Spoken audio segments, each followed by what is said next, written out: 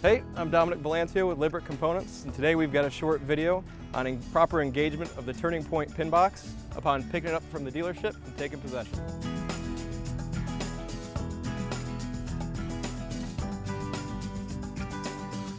The first thing you're going to want to do is make sure that your unit's at the proper height. Now what I mean by proper height is you're going to want to make sure that the bottom of your pin box skid plate is about 1/2 inch to 1 inch below the top of your hitch skid plate.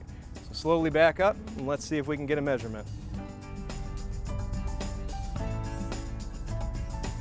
Okay, our tow vehicle and our unit are properly aligned. Next step is we're going to take this opportunity to make sure or to double check the size of our hitch.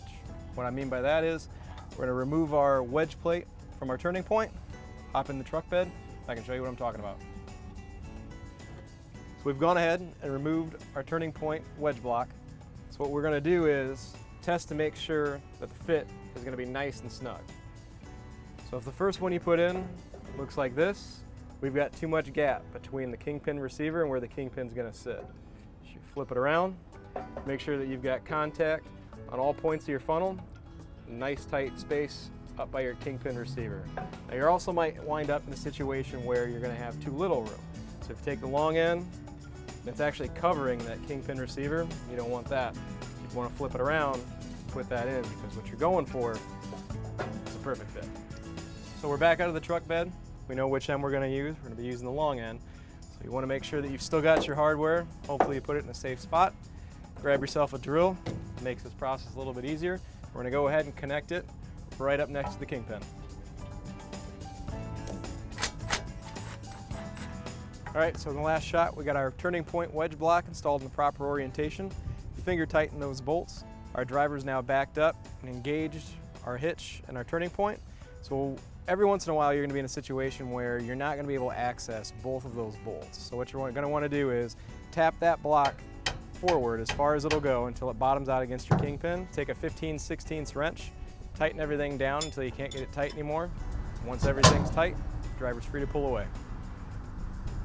So now we've got access to our bolts and our locking washers. So what we're going to do is tighten everything down and then take our torque wrench, get everything to 200 foot-pounds.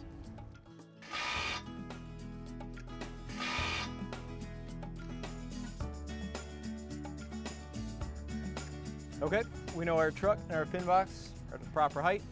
We know our wedge plate is in the proper orientation. We know that it's torqued to 200 pounds. So now let's go ahead and remove our locking bolts.